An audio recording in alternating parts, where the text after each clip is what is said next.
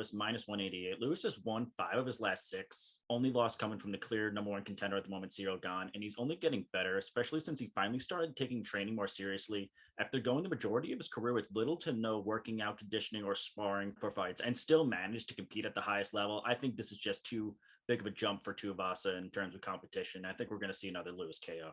All right, we got Renato Moicano minus 172, no longer killing himself during the weight cuts. Renato Moicano 1-2 since moving up to lightweight. He was counted out after back-to-back KO losses, but I do contribute that to the weight cut and the fact that he was fighting Jose Aldo and the Korean Zombie.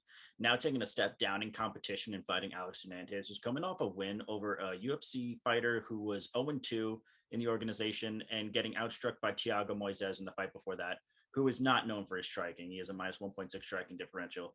And I think this is Moicano's fight to lose. All right, next one we got Derek Brunson, plus 144. He's on a 5-fight winning streak and has been the betting underdog in all 5 of those fights. And no surprise here, he's once again the betting underdog against Jared Cannonier.